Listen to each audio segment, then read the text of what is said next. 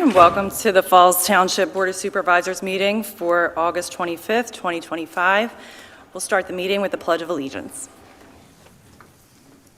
Allegiance to the flag of the United States of America and to the republic for which it stands, one nation, under God, indivisible, with liberty and justice for all. Thank you. Mr. Takita, can you pull the board?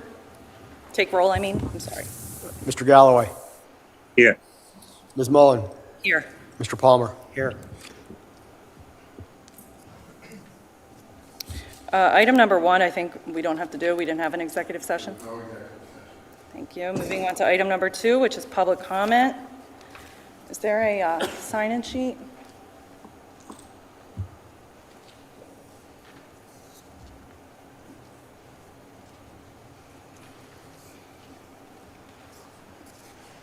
How you doing, Brian? I'm doing very well. How's yourself, Aaron? I'm good. Good to see you. Thank you. Our first name is Jennifer Metzger.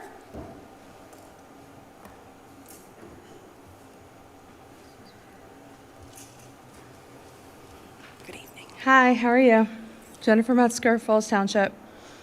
My comment is really only on PENNSBURY tonight. Everything else kind of works itself out eventually.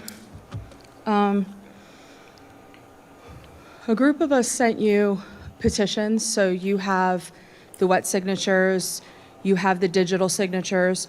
I don't know if you want copies of any of it. Like, we actually have it printed out for you so that you can actually see like each person's name and where they're located.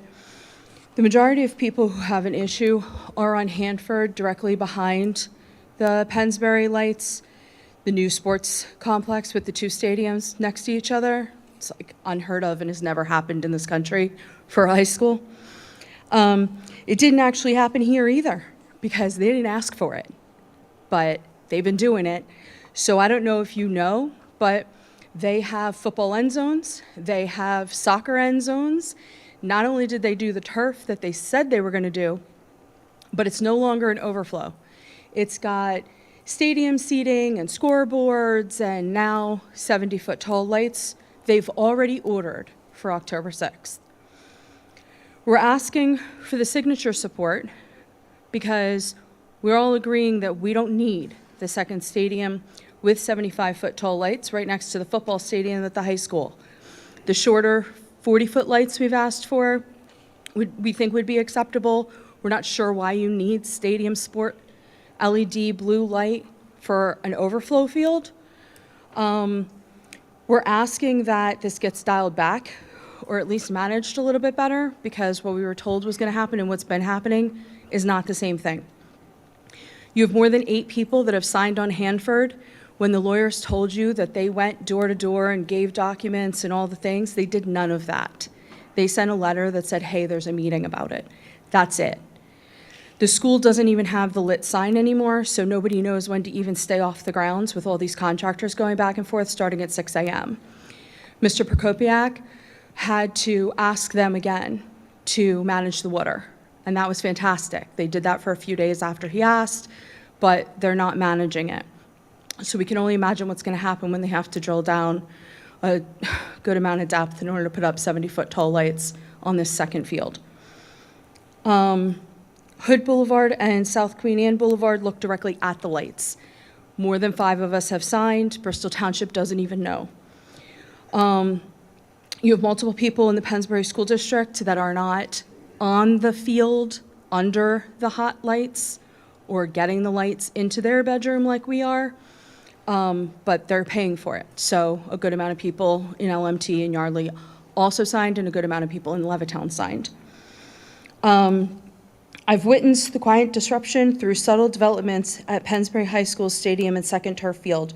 The construction moving stealthily toward a second full stadium with 70-foot tall LED sports stadium lights promises not community pride, but years of community intrusion that will permanently disrupt our calm, tranquility, peace, and drastically alter our community environment. Our neighborhood is increasingly dominated by the unforgiving blue light pollution seeping into our homes, now with new and improved roaming cameras and telescoping poles. Our tax dollars meant to nourish PENNSBURY students' scholastic pursuits Instead, prioritize an athletic field for rental to external city and county sports clubs. This cuts deep as our own PENNSBURY sports teams find themselves paying more to rent these very fields than the non-tax-paying entities and non-residents, stripping our PSD kids of opportunities meant for their growth. This petition that we did was aimed at preserving the tranquil charm of our neighborhood and ensuring that our community's resources benefit our students first. Creating a second stadium of such scale not only burdens our ambiance, but reallocates resources away from essential educational ventures. PENNSBURY is cherished for its academic strengths, yet the current trajectory neglects this legacy in favor of non-resident sports events.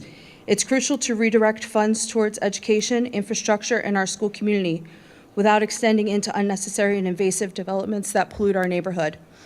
I'm not going to go into all of the journal articles about the damages of blue wavelengths emitted by the LED sports stadium lights, or even about the stadium turf itself. You guys already know about that from us communicating it to you. And I anticipate the public comment after me will cover it. We've urged you to dial this back a little bit with PENNSBURY and to be respectful when you're considering your votes, because this is not about your friends. This is not about your marriages. This is about your community that you're supposed to be standing up for on these boards. You're supposed to be supporting all of us. And those of us that are actually living right in front of these grounds, right across from them, directly behind them, are being damaged by it. Nobody's asking, nobody's communicating. They're lying and saying they did, they didn't. Every single house I spoke to who is a homeowner on Hanford, on Hood, and the people that I spoke to in Levittown and Yardley that are paying for it have said no. I don't feel like I should have to go to another 90 houses to prove it to you. Thank you. Thank you, Ms. Metzger. Next on the list is Wayne. That'll be me. Good evening.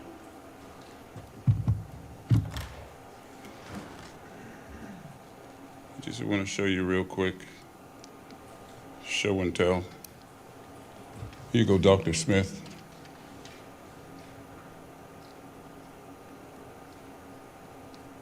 You doing anything?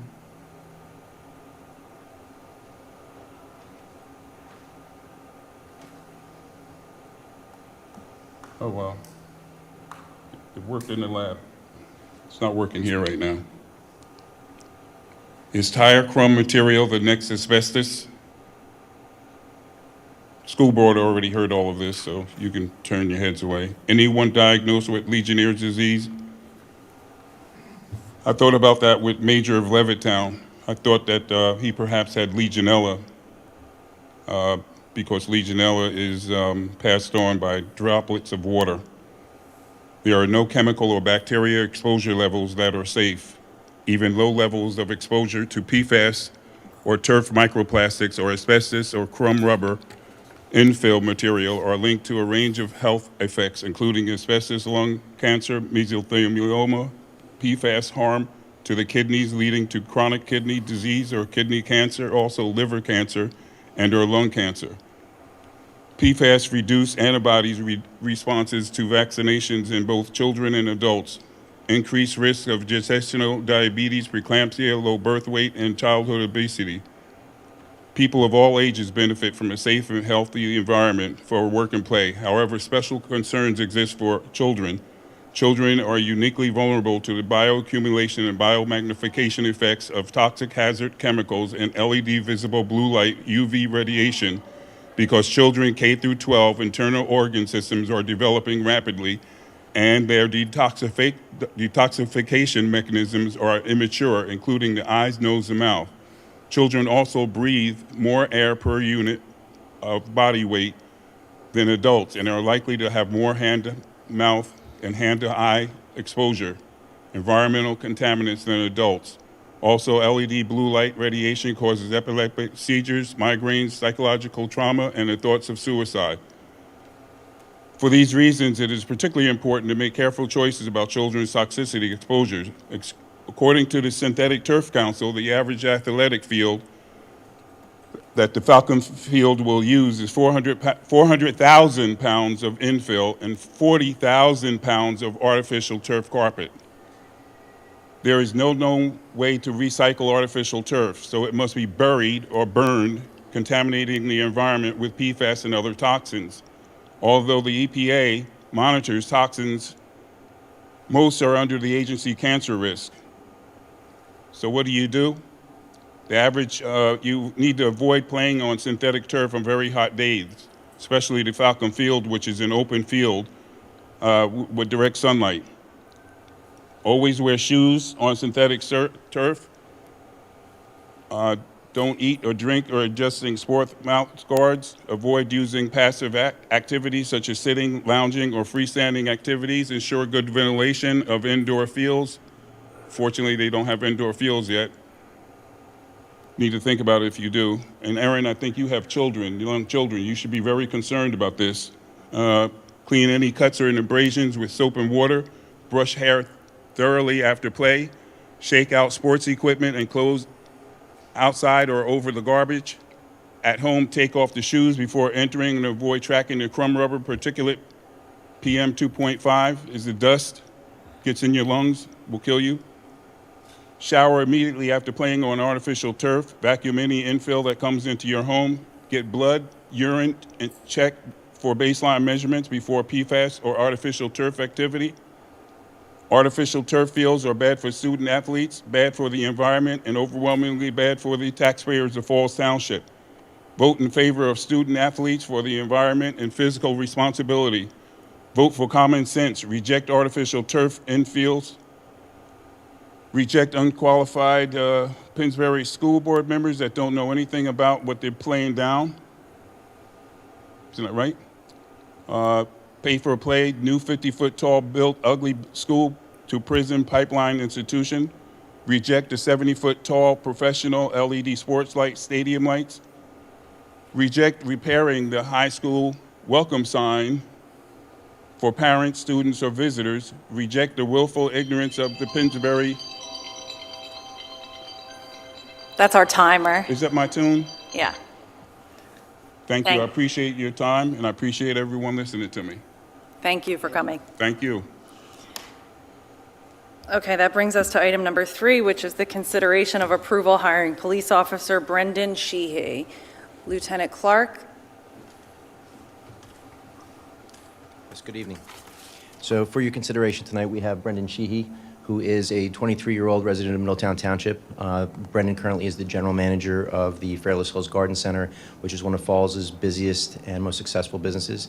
It goes without saying that Brendan, having reached the position of general manager of the shopping center, came at the cost of 6 years, where he started as an employee loading mulch part-time basis into people's cars, and through taking on more responsibilities, rose to this very important position and navigated COVID successfully. Brendan also comes from a law enforcement family. His father, Michael SHEEHY, is a veteran Ben Salem Township police officer, and he's here with us tonight as well. Thank you so much. Are there any questions from the board? Mr. Galloway? No questions. Mr. Palmer? No questions.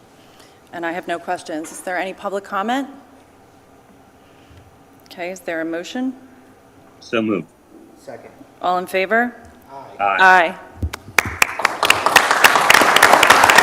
Congratulations. Mr. Sheehy, we're going to do item number 4, and then we'll come back, but we'll ask you to come up for a quick picture if you're willing. After item 4. And item 4, also for Mr. Clark, is consideration of approval hiring Police Officer Peter Lees. Yes, so for your consideration tonight, we have Peter Lees Jr. Peter is currently a utility technician at the United States Steel Company, where he's been working since 2020. Pete has earned a degree from Penn State University in art history. He formerly was a school teacher for 5 years before transitioning into the school, just like that, the United States Steel field. Also, most notably about Pete is in 2021, he enlisted the United States Army National Guard, and he currently holds the rank of sergeant, and he just came back from a deployment to Guantanamo Bay. Thank you. Any questions from the board? Mr. Galloway? No questions. Mr. Palmer? No question. And I have no questions. Any public comment? Please.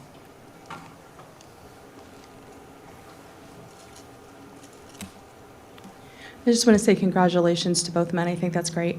But I am kind of curious, are we hiring a bunch more police officers this year? Were there a lot of retirements? Is it just there's kind of more crime than we expected? Like, what's happening? It seems like there have been a lot of hires this time in the last couple months. We're not at capacity so we have room to hire. Okay. What's our capacity? 54? 53. And we're at what now, Lieutenant? We are, I think, mid-40s. Yeah. Okay. Yeah. Thank you. Thank you. Okay, so any other public comment? Is there a motion? So moved. Second. All in favor? Aye. Aye.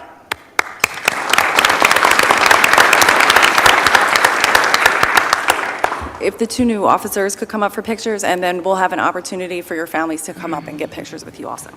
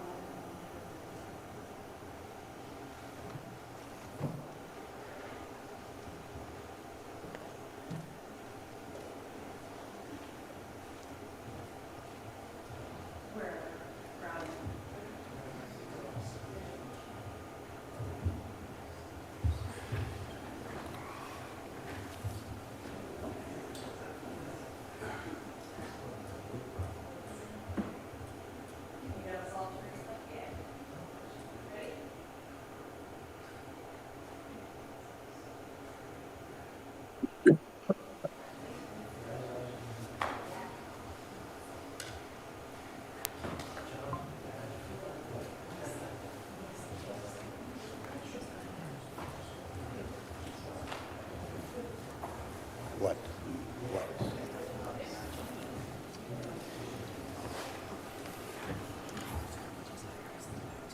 Yeah, he's going to say something about it now. Yeah.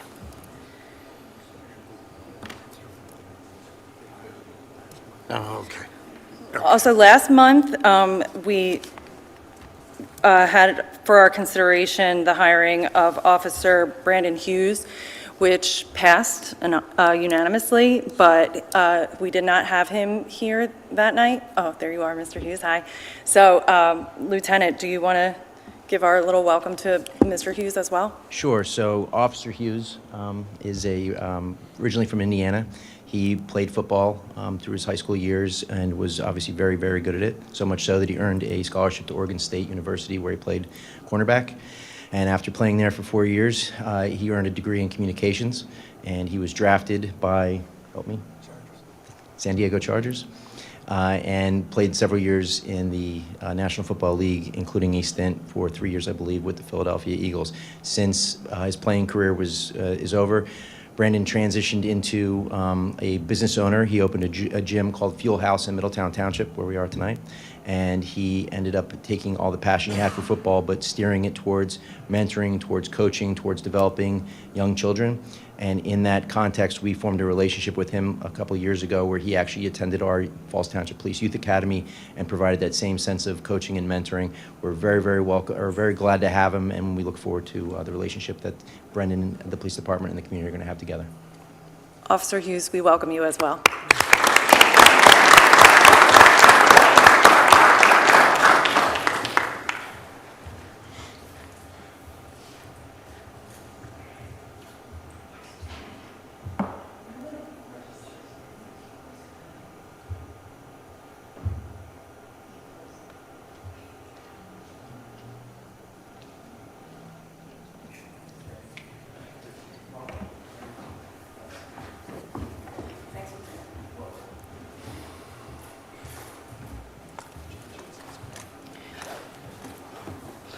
Also, for anyone following along, we're going to go out of order to item number 17.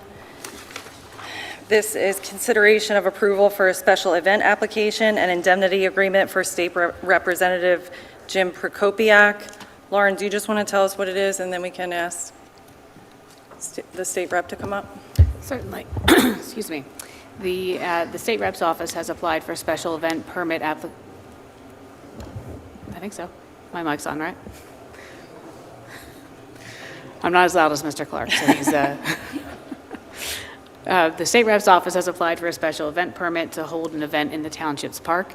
Because the event will involve the sale and consumption of alcoholic beverages, an indemnity agreement is required with the township to protect the township. Has been reviewed by the manager's office, the emergency manager's office, the police department, and Parks and Rec, and everyone is in agreement that the application should be approved and the indemnity agreement should be approved. And I believe the state rep is here if there's questions about the specific details of the event. Well, hello. Good evening, everybody. Jim Prokopiak, Falls Township. I am the state representative for the 140th District, and just wanted to give you a little background of why we're doing this. So part of what we try to do is do outreach for all the programs and resources people have. And one of the things we've learned is that we do a very good job of communicating those resources to people who are older, to senior citizens. And we do not a great job of communicating those resources to people who are under the age of 60. And so this event is sort of designed to allow people to see all the resources that are at the state level, but also at the local level for those people who are like 25 to 59. And so we'll have the workforce development van out there for people who are looking for a new job. I believe we'll have the community college there. We'll have information about a whole host of things to help people who are maybe looking for something to do, maybe looking to go back for more education, who have an issue with PennDOT or the state police or any of those types of things. We'll have all those resources at one place. And we're trying to make it fun, so we have a band, and we're looking for having potentially Broad Street Brewing there so that we can have, so while people come out, they can get some information, they can have a little fun. So that's really the push for it. What better place to have it than the Falls Township Park? So that's so if you have any questions, and if you want, I know after we get through this, I would love to give you a short thing on PennDOT because I know many of the supervisors have reached out. We've had a dialogue about PennDOT projects in the 140th as well. Thank you, Representative Prokopiak. Are there any questions from the board on item number 17? Mr. Galloway? No questions. Mr. Palmer? No questions. And I have no questions, and I applaud the event. I think it's going to be great. Is there a motion? So moved. Second. All in favor? Aye. Aye. Aye. PennDOT? Thank you. Are we allowed to do this? I told Mike Clark to say no, but I'll keep it very short. So obviously, since I was sworn in just about 18 months ago, I've had a lot of dialogue with the Board of Supervisors about projects that need to be done on state roads in the 140th District. So I think we've been working to get a lot of potholes filled and that type of stuff. But 3 projects come up pretty continuously. One, there are Hood Boulevard, the bridge over Route 13, the Conrail Bridge that is over by Lower Morrisville Road, and then obviously Tyburn Road. All of Tyburn Road, but specifically where New Falls and Tyburn meet. So Hood Boulevard, you may have noticed, is people have been out there marking out all the things that are necessary. That will be started probably in October, a repaving that goes from basically Caprini all the way down past, down to Old Route 13. So that'll take some time, but that is coming. That'll be done this year. Second thing is, which is I know particular to Mr. Dents and to Mr. Palmer, who I've spoken to this week about it, is the Route 13 bridge that goes over the Conrail tracks right there at Lower Morrisville. That is currently obviously that is a big project because that is something that obviously involves not just a repaving of that road, but a redesign. So that project is currently in the design mode. It's in a bunch of bridges that are all over the 5-county area, but that is currently in the design mode. And so we expected that once that comes out, that work will be done. Time frame on that, we don't have that yet because it's still in the design phase. They will be patching the concrete in September, weather permitting. And then finally, Tyburn Road, which was originally talked about doing a repaving there due to especially the hump there at New Falls and Tyburn. We've talked to them. To PennDOT, they've said that's something that obviously has to be designed by an engineer, and so they're working on putting that in the queue to get that work done. So it won't just be repaved, but it'll hopefully be not eliminated, but certainly make less of a severe of a hump there. So that's the ideal on that. One other thing is that there is also the Fuddruckers intersection, which is currently scheduled to start to be let, which means it's given to the kind of contractor in July of 2026. That has moved back a little in the last couple months because they're still cleaning up some of the right-of-way issues there. But that project's been around for 40 years. I'm pushing to make sure that gets done before, another 40 years passes. So if you have any questions, I'd be happy to answer them, but I just wanted to give you that update because we're here, and I know that's something that's on the minds of many of the supervisors. Any questions? No questions. Thanks for the update. Mr. Galloway? No, thank you, Mr. State Representative. No questions from me. Thank you so much for coming. Have a good night. Mr. Clark, I realized I didn't take public comment on item 17. Is there a way I can cure that now?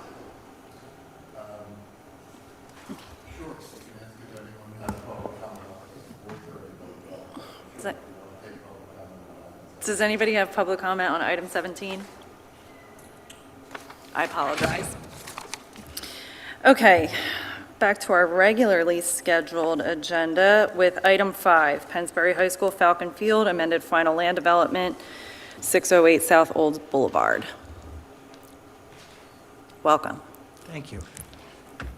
Good evening. Thank you very much. My name is Mike Malloy, and this microphone is very loud. Let me move it away. Maybe I'm just being loud.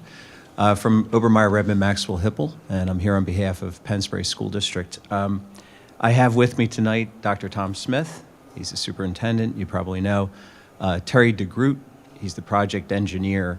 And then Andrew O'Connell, he's from Musco Lighting.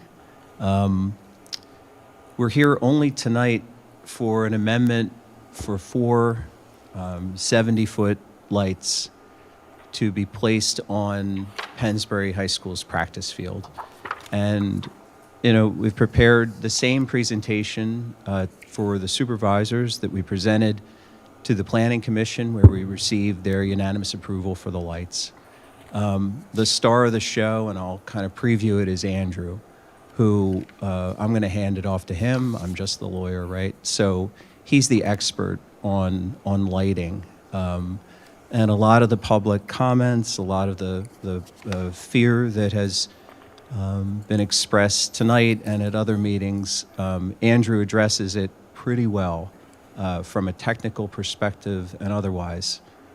With respect to the use of the field, and let's just go through, I mean, these are some bullet points, some highlights, right?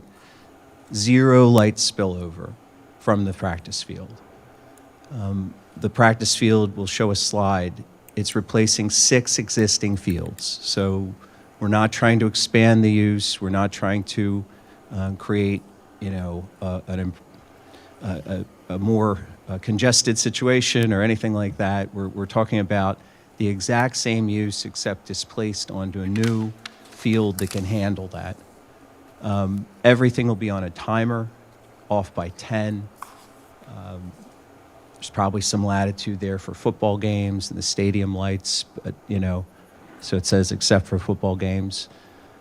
We've heard a little bit alluded to the outsiders. I guess that's the Yardley Makefield Soccer, who will be contributing to the light project in exchange and in an agreement with the school district for very minimal use.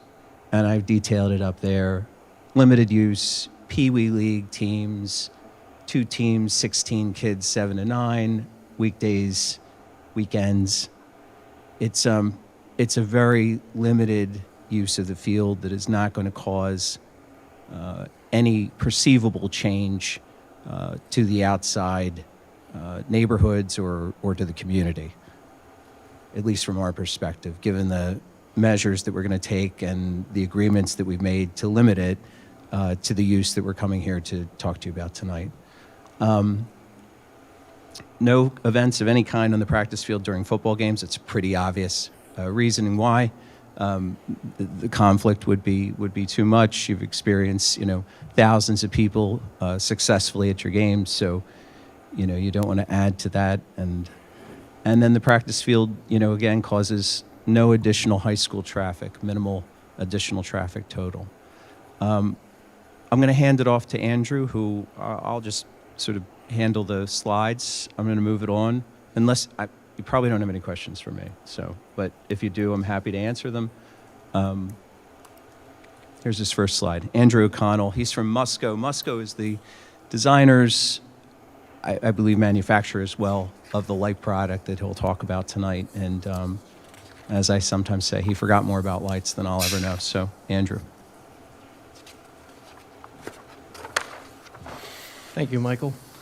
Again, my name's Andrew O'Connell.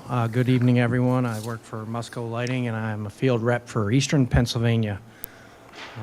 This slide right here, we call this the evolution of glare and spill and glare control, and it really just shows where the technology started back in the late 70s to where it is now and how it compares to some other LED floodlight fixtures out there. So if you work your way from left to right, that is 5 1,500-watt metal halide fixtures. Again, it's a glorified floodlight producing as much light on that field as we need, but really at that point in the late 70s, we weren't too great at controlling that light. It's not pleasurable to look into, and it's starting to spill over further than we would like. As we work our way from left to right, obviously energy efficiency, we reduce the amount of fixtures while still getting the same amount of light on that surface, and then we enter into what is now today Musco LED system. So it's the same fixture we're proposing for the practice field on the stadium field. It is called our TLC for LED. That's short for total light control. And it's by design that it's very difficult to tell the amount of fixtures that are up there. We use a patented and protected technology called TLC for LED, but it's a full cutoff shielded visor. So we're actually shielding the source of light, the LED source itself. And that is actually two 1,200-watt fixtures outputting the same amount of light that we did back in the 1977 era with 5 1,500-watt LEDs. So the energy efficiency is absolutely there. But the thing that impresses me more with our product is when you look at the fixtures itself at the pole top, it's very pleasurable from a spectator, community, and even a student-athlete standpoint. And then I just want to highlight, there obviously are other manufacturers out there that use a LED floodlight without any type of visor or glare guards, and that's what that would look like on the far right there. Very similar to the glare we got back in the 1970s. Yep, absolutely. So these are actually a collection of 70-foot poles, so all measuring at 70 feet. We're taking the same light levels from the same amount and getting what we call foot candles on the field. So just like we measure distance in miles, yards, or feet, we measure the amount of light on a field in foot candles. And we also would measure that off the field if not properly controlled, and that would be spill off of the field in foot candles.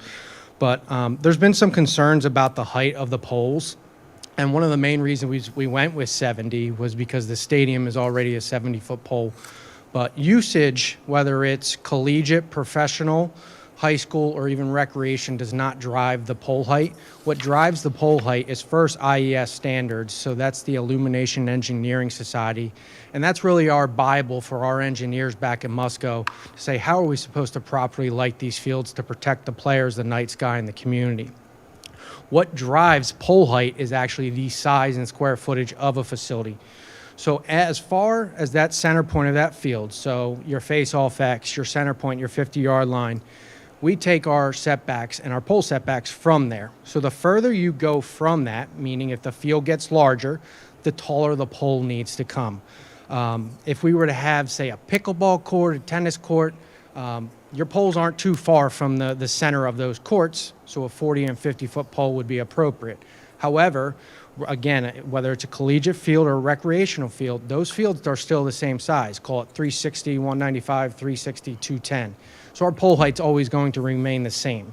The comments on professional or recreational level plays would be more so focused on how much light is on the field. That's what dictates the recreation and use of play and speed of play.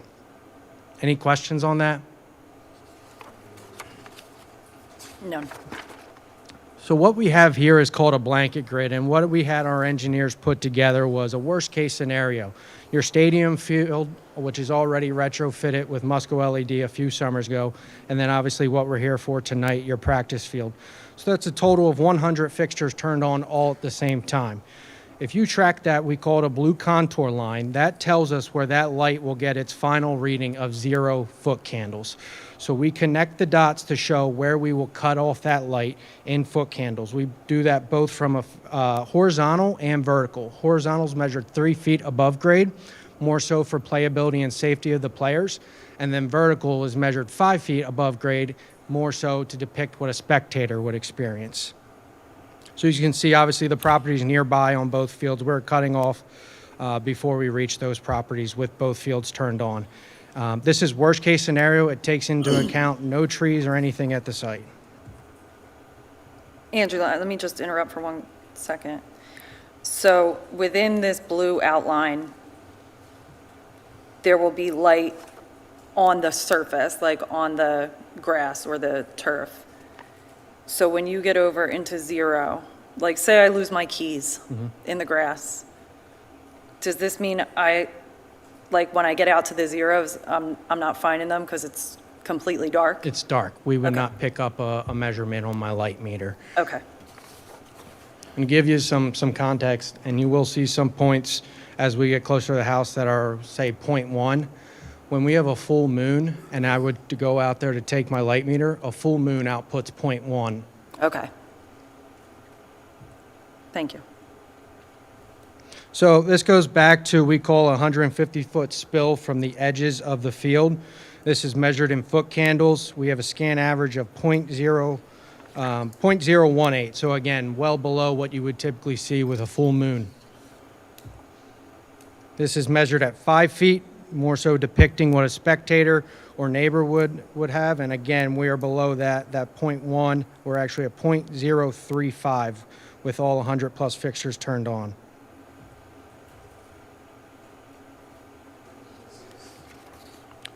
Nope, that is your vertical measured at 5 feet. Any questions? Is that the end of your presentation? And I think the next slide is not directed at anything sports lighting. So yes, that is the last slide. No, you can continue.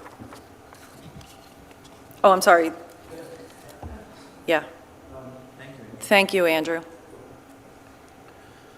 So this slide we just put in just to show the fields that are being displaced, and that will use the practice field in nearly the same way they do now, except into the evening hours with the lights. We think it's appropriate. We don't think, contrary to what's been said, it's not a stadium. It's not an attempt to get another stadium. It is a practice field. I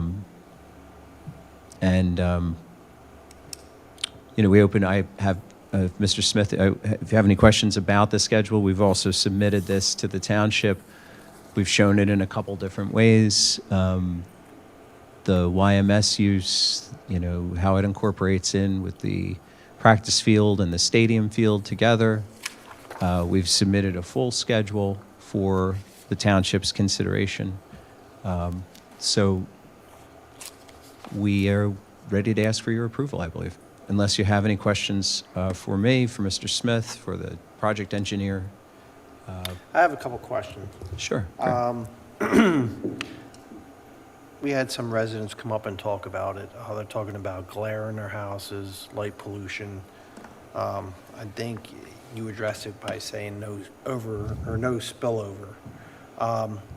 Seeing the 70-foot pole, I don't know what they're talking about, glare in their houses. It goes straight down, correct? It doesn't go vertical? I'm going to put Andrew back up because he's the expert, but I think the short answer is yes, it goes straight down. It That's should what not I be heard. visible, should not be visible from the points at which the engineering study, which his office performs, demonstrates. So, but I'll let Andrew verify it. I don't take.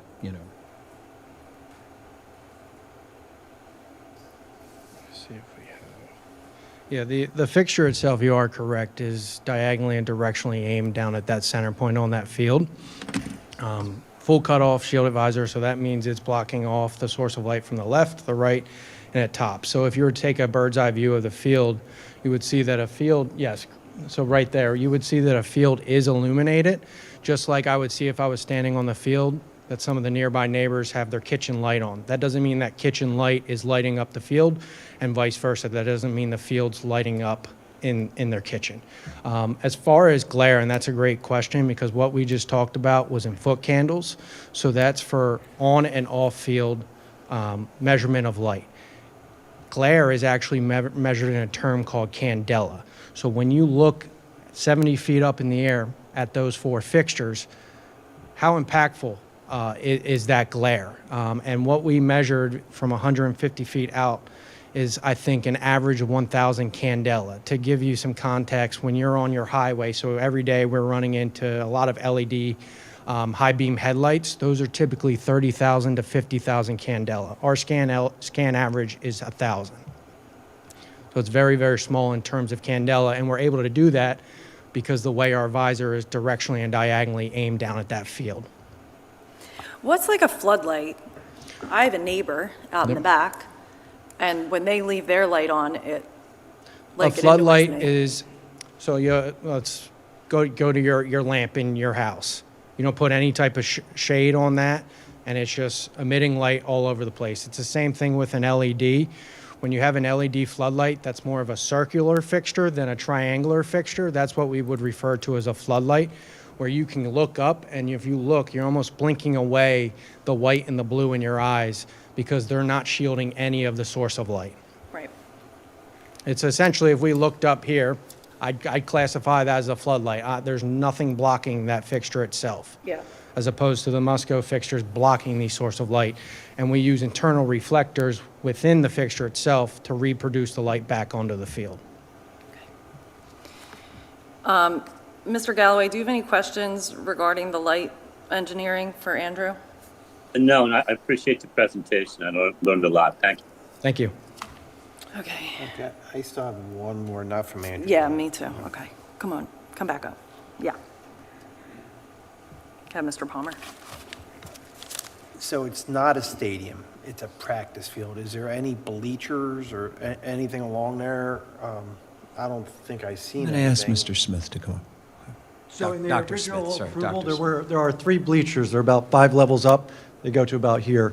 So there will be JV soccer games or a field hockey game, something like that. With it, it's our low-level attendance sports. As a parent of a former field hockey player, I would love if we had 250 parents come to a game. It's just not realistic of what we have. But we do have 3 sets of bleachers. There are 5 sets, 5 seats up. I think maximum capacity is maybe 250. With that, where the stadium is almost 6,000. I think they're the same bleachers as what's there now. Correct. for There's all actually field. less than there are now. Okay. The spread around. It's the same size bleachers. So it's fair to say it's a practice field, not a stadium.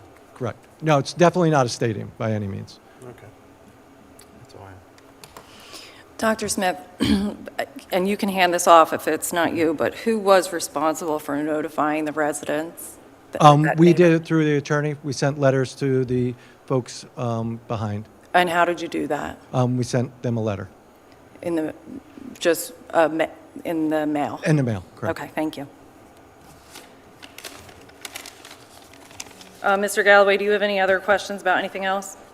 No more questions. Thank you. Mr. Palmer? No more question. Public comment? Yes.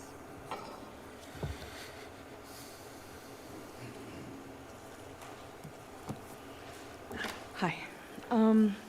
So with the letter, They didn't require any response, and they didn't do anything certified, and they didn't do any follow-up. So you have no way of knowing that they did it. So when I'm knocking doors and I'm making phone calls and people are saying, yeah, some girl called me 2 hours before the planning commission. Hello, that was me. And you know it because it's on tape that day. So here's the thing. I don't understand how it is that they can say to you they did it and then they didn't do it. That's ridiculous. And then it's not my opinion, it's not my fear, it's my experience. We moved into this home 20 years ago, okay? April 7th of 2006. These lights have been in my bedroom for 20 years, okay? If you want me to count it down to the day, I will. You're more than welcome to come over and look. It's obnoxious. One set is enough. I have signatures telling you other people don't want the second set of lights either. It's not just one crazy person complaining. We're pleading with you. Define stadium, okay? It's an open arena for sports with stadium seating. You've got walkways. You've got field end zones. For football, you have soccer nets now, 6 of them. You play soccer. You know that's not necessary for a practice field. I do not play soccer. You're coaching it, you're playing it, you're part of it. Come on. Like, at the end of the day, this is craziness. It's not necessary. And then now we have a scoreboard, and now we're having the stadium lights. It's just a lot more than what the practice field was supposed to be, right? This was a second turf, and not for nothing, but Clark and Jones couldn't even find it when I asked them where that came from, right? When I asked, they're like, oh no, we don't have any information on it. Then all of a sudden, 3 weeks later, it showed up that it was in with the first approval in April of 23, but I still haven't been able to see any documentation on that, right? So at this point, I don't appreciate somebody kind of like blowing us off. Him and his candle lumens and all this other garbage that Andrew is handing you, he's selling the product. They already ordered it. They don't have respect for your board because your board just says yes to everything. I appreciate that you're asking questions now, but understand what we're saying to you. We live on this land. These people who are from New Jersey and an hour away and all the other places don't live here. Like, please, why do they need this? If it's a practice field, let it be a practice field. They haven't had lights all over the center of that 130 acres, that 60-acre section that's open where they want to build the new school. You don't understand the abuse that you're doing to this area. It was a park, it was a stream. It does not need all of this additional impervious surface there. This is craziness. So we're asking you to stop. The lights are excessive. It is a second stadium. And all of this extra stuff they put on it, you did not approve because they didn't ask you. They really didn't. And not for nothing, but we live there. At 11:30 at night, the entire campus is still lit. Just with their regular lights, the entire campus is lit. So when they have the sports stadium lights on, now they're another 30 feet high. Now it's extreme. 70 feet. And you're talking about 4 more. And just so you guys understand, first of all, when you look at the actual picture of the light, if you look up and take a picture of the light, it doesn't look like that at all. But we're going to go with whatever Andrew says, right? Because it's only $600,000, so he has no stake in the game.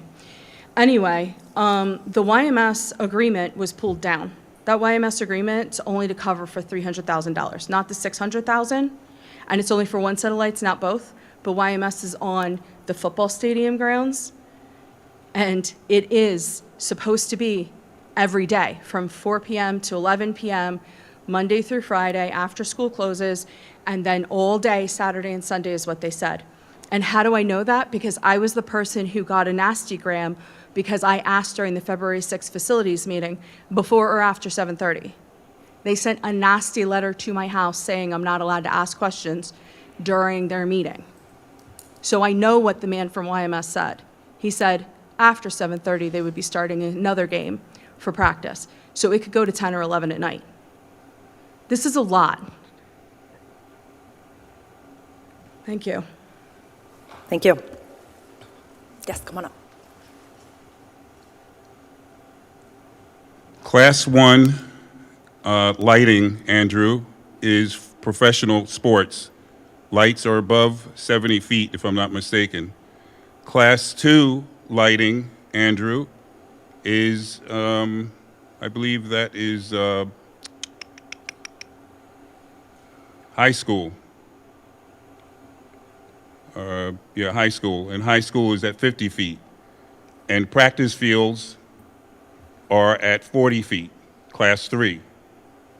And if you could also let us know how many lumens these lights are putting out. From what I was told, it's about 6 million lumens that will be put out on those lights. And here is glare.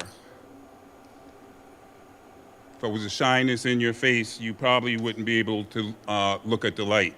But if there was no lights on in here, Andrew, you would see the blue light and its reflection.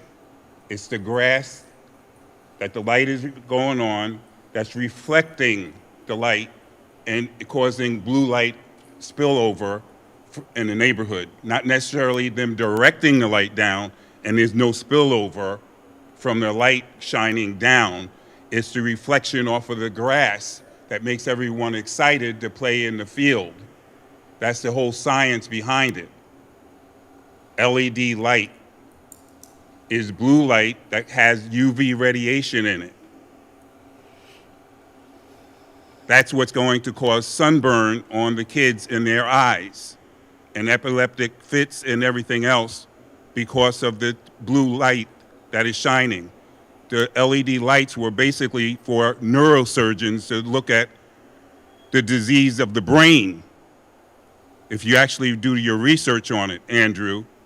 So if you could please speak about how many lumens the 4 lights are putting out. It would be great benefit to let everyone know how much it's going to burn the peewees' eyes as they play on the field. That would be great to know. Thank you. And what class is this? How large is this field? Because to my calculation, it looks like it's a professional-sized football field. So therefore, it's a class 1. Therefore, you would need 70 feet tall lights or above. That's why you need 70 feet tall lights, so no glare gets into players' eyes. So that's why they have to wear the black stuff underneath their eyes. Thank you.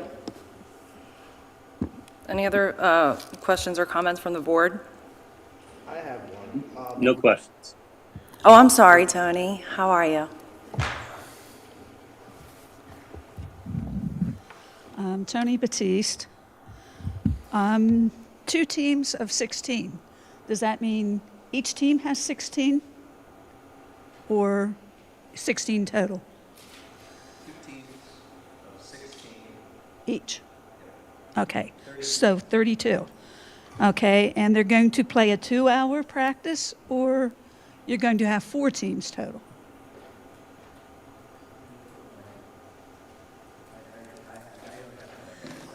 Okay, you need to look at that, because if it's 4 teams, then you're talking about 64.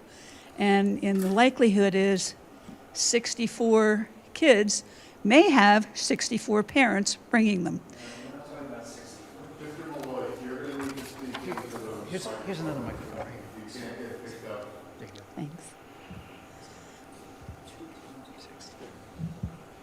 I'm not sure how your math is working. 2 teams of 16. 16 each team. Right, That's 32. right. Okay, but what I'm asking is, are they having a 2-hour practice? Hold on. Or is it going to be 2 teams of 16 each for the first hour, and then another 2 teams of 16 each for the second hour? Sorry. It makes a difference because of the traffic. If you've ever been to the YMS games that are up in Yardley, traffic is a nightmare. You need the mic. And where they're parking is, where are they going into the field? Are they going up Hanford, so now that people have to have light plus traffic? And are you going to have restrooms for the peewees? YMS in Yardley does. So I'm looking at all these issues that are coming along with this field. There were 6 fields originally. That meant that 2 teams of 16 could be playing on 6 different fields. So it seems to me that we've reduced the amount of kids that can play on fields. Or am I getting that wrong too? Can I respond? Okay. And I did want to ask is, what remediation is going to be available if the lights that are going to be on 70-foot poles glare into the houses? What remediation is going to be offered to these people? Just asking, because if it does happen, what are you going to do? Thanks, Tony. Any other public comment? Mr. Palmer? Explain to me during construction, I know you had a map up there with the additional fields, and I think Tony just talked about that. Everything now is, everybody's practicing or playing on the green fields. During construction, everybody's going to the red dot, correct? The Correct. Practice field? And they could still do that with YMS being there, or whoever you're renting to? I mean, Correct, yeah, all the those guys? fields are our fields, so they Okay. will be primarily used for the district. We typically don't run sports fields, sports practices after 7 o'clock if we can avoid it for ours. That's where YMS could run a practice in the evening after our usage is up. so basically, this is a critical need for you guys to have that practice field during construction, correct? Oh, absolutely, and after construction. Now, why is that? What's happening to that area where all the green fields are at? So in the bottom left-hand corner is where the new high school will go. So, assuming all goes well, the high school construction will start next spring, late next spring. So it'll be a lot of earth moving, so that all those field areas will be torn up. That's all I have, thank you. Yep. Thank you. Brian, I know I keep asking, do you have any other questions? No, but thank you for asking.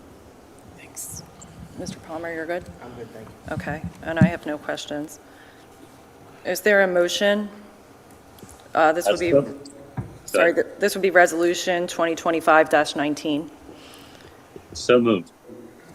Second. Do you have to poll for this? Nope. All in favor? Aye. Aye.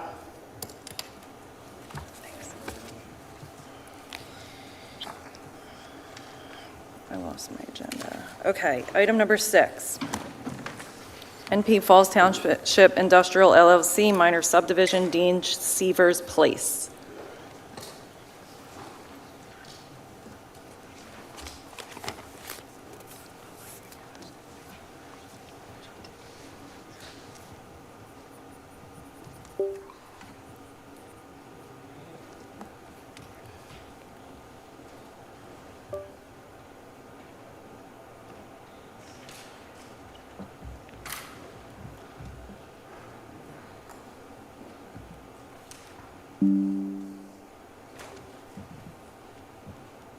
Did they give you the remote? No. We only have one, anyway. That's fine. All right, thank you. Good evening. Mike McGinnis from Begley Carlin here tonight on behalf of North Point. I have Tim Casey from Gilmore & Associates to my left, and I believe I have Jeremy Michael and Peyton Harrison from North Point participating remotely if there are any questions. We are here tonight seeking approval for a minor subdivision of what we've labeled lot number 20. This is a 32-acre parcel, and you may recall that we appeared before the board a little over a year ago to seek approval for the construction of 2 buildings. One's approximately 126,000 square feet. The other one's approximately 125,000 square feet. One of those 2 buildings at this point is constructed. We are here just seeking approval for the subdivision as between those 2 lots, or what would be the 2 lots. There is no site work that is being proposed with this application, and we only have one waiver request, and that is a waiver request specifically to permit a new lot line through the common drive aisle, which would exist between what would be Building 1 and Building 2. Happy to answer any questions that you have. The resulting lot sizes would be approximately 18 acres and 14.31 acres. Thank you. Mr. Jones, do you have anything to add? No. Any questions from the board? Mr. Galloway? No questions. Mr. Palmer? No question. And I have none. Any public comment on this agenda item? Okay, hearing none. Is there a motion? So moved. Second. All in favor? Aye. Aye. This is Resolution 2025-20. Thank you. Thank Have you. a good night. You too. Item number 7, consideration of approval for change order number 24, 25, 26, 27, 28, and 29 from RYCON Construction for the Township Municipal Building Renovation Project. Mr. Gates is here. Good evening. Would you like me to go through the change orders? You can do, just, was it something general, or is it a bunch of tiny little things? Well, I'll give you the total. It's $87,898.69 across. That's the total? For RYCON, yes. For all of them? For RYCON, can you say it again, Jim? I'm sorry. $87,898.69. How come they're like broken up like this? Why are there so many? I think the solicitor could speak to that, but it's got something to do with the Sunshine Act. You got to break it up by division or by trade. Oh, okay, I understand. I don't think it's sunshine, but It's not really the Sunshine Act, it's just an organization, so that the board was clear as to what the groupings of the change orders were. My apologies. So this is all over the same period of time, just broken up like this for organizational purposes? Yes. Thank you. Mr. Galloway, do you have any questions? No questions. Thank you for the clarification. Mr. Palmer? No questions. I have none. Is there public comment? Please.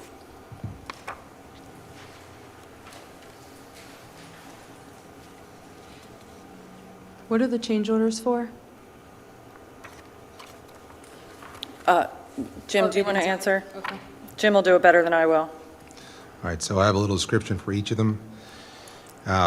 24 is for modification to a coiling door at the DPW.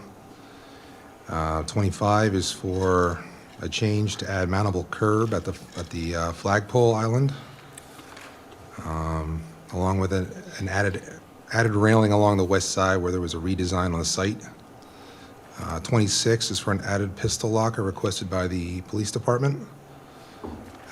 27, there was a design snafu up on the second floor where the curtain wall meets one of the public rooms. There's a bit of a gap where the depth of the curtain wall is, you could kind of step into it and fall into it, so we had to add some railing and pack it out with drywall and plywood and paint it.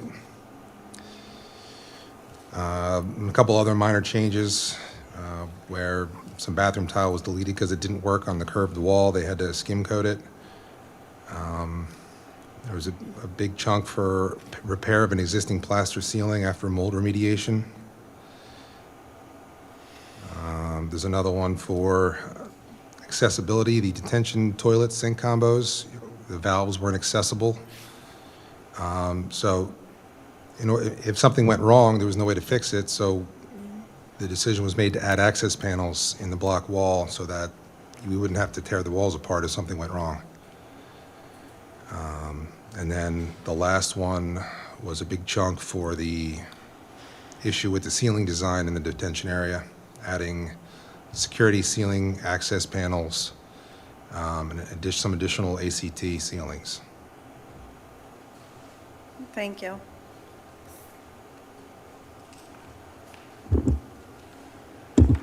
I mean, really, like, I don't have to explain to you. A gap is not a body-size hole between a wall and a curtain. Like, this is a design flaw. And then access panels in a block wall because you're afraid at some point you might have to take it apart. That's not confidence. Like, what is going on? This is craziness. Like, okay, the cop needs another locker. That's fair. We added something, we changed it. That's a change order because we asked for something. But not when y'all designed it so badly that the entire township is just bleeding money into this project. That's not right. I mean, it's what, another 4 items you have to add to the list to go back to these people on? I don't understand why we keep paying these. Like, it's a nice idea when a lawyer says, oh, just pay it and then we'll go back and complain about it. But at some point, when do we stop doing that? When do we pay for the material and then let them fight for the labor later? Because then at least they'll work with us on it or deal with the architect on it. But if we just carte blanche pay them, I mean, why would I refund you? You agreed to it already. You paid the bill. Hundreds of thousands of dollars every month. This is sick. Any other public comment? Come on up, Tony.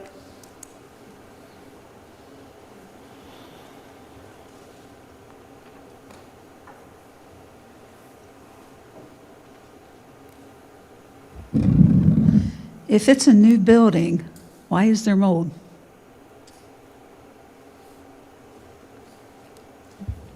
It's not a new building. It's a renovation of the existing building. The south wing was actually framed out of wood. There's multiple types of construction throughout the building. When they uncovered that section, they discovered mold in the ceilings. Okay. Any other public comment? Did I already ask you for questions?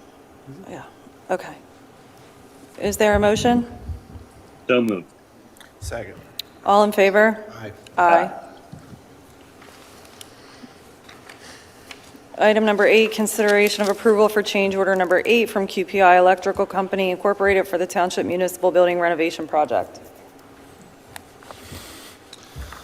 Okay, so QPI's change orders for $33,597. The vast majority of that is for power to the police lockers that was missed in the design. There's also a couple of minor changes, relocating outlets that make sense. And then part of this ceiling issue in the detention area required independent fixture supports and some substitute light fixtures that were spec'd incorrectly. Thank you. I'm sorry, did you say the change amount? Yes, $33,597.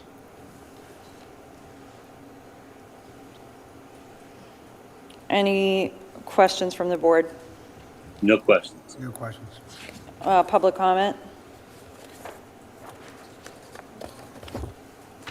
Is there a motion? So moved. Second. All in favor? Aye. Aye. Item number 9, consideration of approval for change order number 6 from MICO Mechanical Incorporated for the Township Municipal Building Renovation Project. MICO's change orders for $22,099.15. It essentially rebuilds the sprinkler system in the DPW area due to miscoordination from one of the other prime contractors. There was no way around it to make everything fit in the ceiling.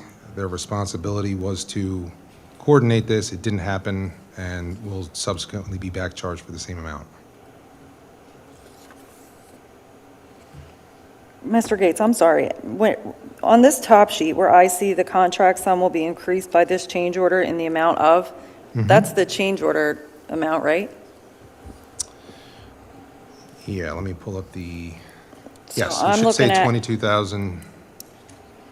Are you on number 9? Because I'm on 33,597. The cover sheets for item number 8, or sorry, item number 9 and number 10 were have been switched. Oh.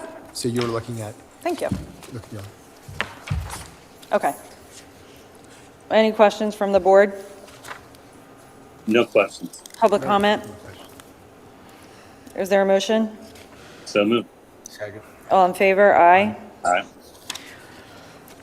Okay, so number 10 is consideration of approval of a construction change directive. I'm sorry, okay, yes, a construction change directive to All States Mechanical for the Township Municipal Building Renovation Project. Yes, so a CCD allows the owner to compel the contractor to complete extra work. and can either specify or not specify a change in the contract sum. In this case, two of the contractors failed to maintain the temporary filters in the building, getting dust in the ductwork. So these are being issued. The timing worked out to basically compel them to put these filters in and replace them, so there's no further issues down the road. And also requires them to relocate to unit heaters in the excuse me, relocate to unit heaters in the ceiling, no cost to the township. Any board questions? None. Any public comment? Is there a motion? So moved. Second. All in favor? Aye. Aye. Item 11, consideration of approval of construction change directive to QPI Electrical for the Township Municipal Building Renovation Project. So this is related to the same thing. Because of the duct in the system, the duct detectors, which are the smoke detectors in the duct, either need to be cleaned or replaced. QPI has no issue doing this, but we wanted to get ahead of it in case we couldn't wait until the next board meeting. So another CCD was issued to them to investigate the system and see what was required, and then replace as needed. Thank you, Mr. Gates. Any questions from the board? No question. No question. Any public comment? Yes, Ms. Metzger? So how much is this prepaid item? Say again? This is a prepaid item, because he's saying in case you guys would have a problem, then he doesn't want to have to come back to the board for it. So how much was this? This is, you're talking about QPIs, specifically the last one? Literally just said, your contractors failed to pay attention to what they were doing and got crap in the ducts. Now you have to Yes. fix that, and they're going to move the 2 heaters for free, but we're paying for them, having to replace the filters. And now the duct items might need stuff, reviewed, cleared, replaced, and you're asking for Yes. money for that. No. What are you asking for item 11 then? The costs will be decided, like whether, who is assigned the blame for them, which contractor. They will be back charged accordingly. And any change orders, all the change orders come, the prime contractor's contracts are with the township. They're not assigning change orders or contracts amongst each other. So everything comes through me and goes back out to them. So what are you getting approval on? The change in township's directive. approval to issue the directive to the contractors. And how much is it? No cost. No cost. Item 11 is no cost also. No. Any other public comment? Is there a motion? So moved. Second. All in favor? Aye. Aye. Are you doing the storage one too? COFCO, yeah. Yeah, okay. Item number 12, consideration of approval for quote from COFCO for storage fees. All right, so in summary, because the project has dragged on as long as it has, all the furniture arrived, it was delayed as long as it could be, it was ordered as late as it could be, and, when it was released, we thought furniture was going in March of this year. It's now going to go in September. Grace worked with the furniture supplier to delay the order of the materials as long as possible, and they could hold them through June. So this is through a portion of June. So this is for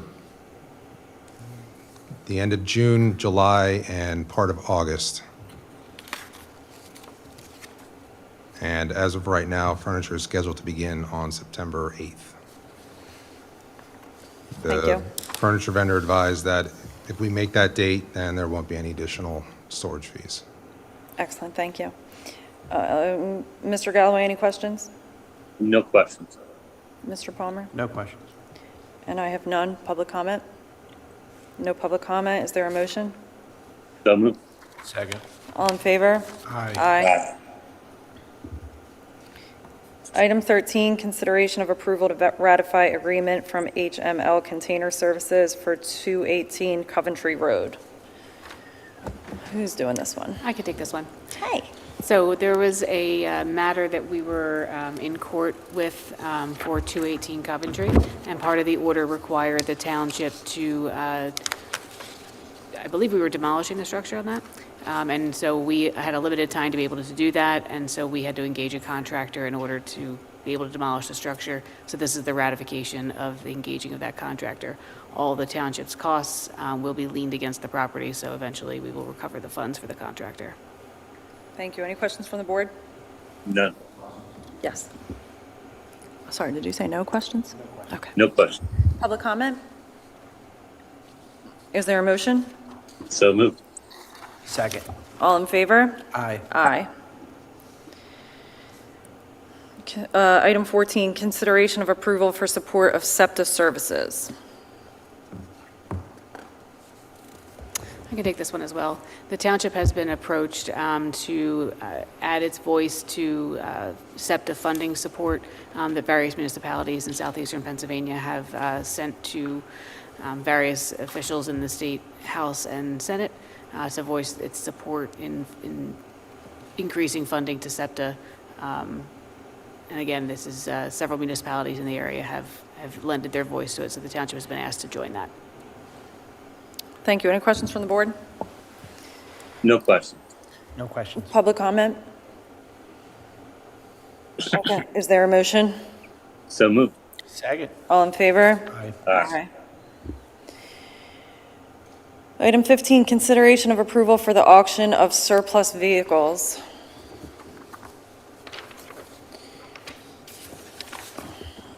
Okay. Mr. Takita, do you want me to do this, or do you want to do this? I can go through the numbers. Yeah, go ahead. There we have 6 vehicles that were, 5 vehicles that were put up for auction. The sheet that you have shows the appraised values for each and the winning bids at the far end column. The total amount that we're being offered is $20,700 for these vehicles. Thank you, Mr. Takita. Any questions from the board? No questions. Any public comment? Mr. Clark or Ms. Gallagher, so I am not in favor of approving these surplus vehicles because they came in so far under the appraised value. Is it possible that I can make a motion to relist them, or I have to make a motion? I can only make a motion to approve. You can, well, first of all, as we know, since there are only 3 of you here tonight, all votes need to be unanimous. Right. So if you were to vote no, the motion would fail. Correct. Then the decision for the board to direct the administration to relist them does not need to be made by a motion. Okay. So if this fails or is tabled, then the direction to the administration to relist them, again, doesn't need to be a vote. So it's going to fail. Do I still have to do it? Yeah, it's an agenda right. item, so, or you can make a motion to table it, but you, No, let's let it fail. Come on. So no public comment. Is there a motion? So moved. Is there a second? Motion fails. Okay. Item number 16, consideration of approval for proposals from the Bucks County Consortium for the purchase of rock salt for the 25-26 year. I feel like we're always buying rock salt. Are we using that much rock salt? Seasonal. We're using enough where we have to purchase more. I just feel like we do it almost every month, but go ahead, Mr. Takita. The Bucks County Consortium salt bid was opened on August 13th in Doylestown. The results of the various bids are in your packet. The winning bid, or the lowest bid, is for Morton Salt Incorporated. The delivered price per ton of $61.86, and an undelivered price per ton of $61. We are recommending the board approve this bid. Thank you, Mr. Takita. Any questions from the board? Public comment? Is there a motion? So moved. All in favor? Aye. Aye. Item number 17, consideration of approval for a special event. Oh, we already did that. Item number 18, consideration of appointment to advisory boards. Is anybody making an appointment this evening? No. No. Thank you. Item 19, consideration of approval for escrow releases, which the board received today.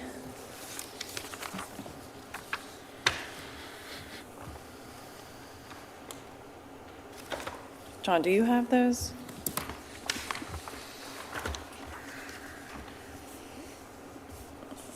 Escrow release for Gillette Inc. in the amount of $402,929.06, and another to LPC Marsville LP in the amount of $14,253,640.34.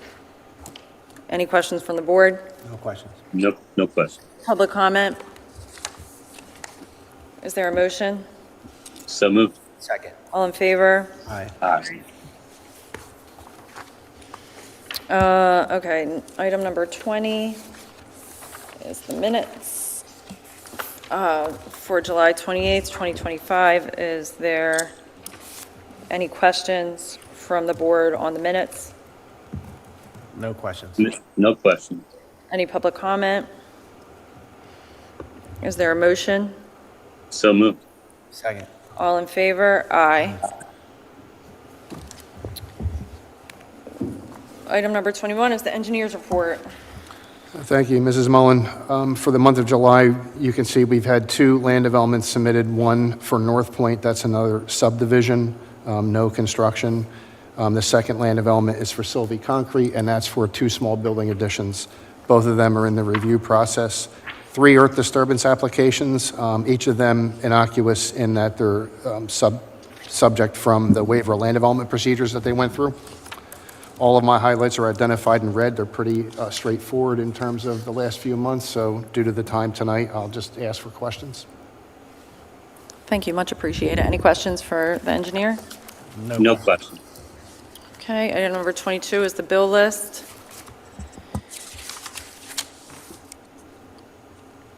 And this month, the bill list totals $2,709,822.51.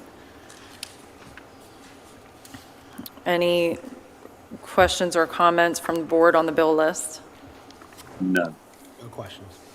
Any public comment? Is there a motion to pay the bills? So moved. Second. All in favor? Aye. Aye. I forgot to compliment the minutes. Excellent minutes as always. Item number 23 is Campbell Durant's bill in the amount of $13,945.60. Any questions from the board? None. Any public comment? Is there a motion? So moved. Second. All in favor? Aye. Item number 24 is the Jones Engineering and Associates bill list. Engineering services totaling $255,924.20. Any questions from board members? None. Any public comment? Is there a motion to pay Jones? So moved. Second. All in favor? Aye. Aye. Item number 25 is manager comment. One item, the township offices will be closed on September 1st, 2025 in observance of Labor Day. Thank you. And item number 26, board comment. Mr. Galloway, do you have a comment? No comment tonight. Okay. Mr. No Com- comment tonight. And I have no comment. Motion to adjourn. So moved. All in favor? Aye. Meeting adjourned.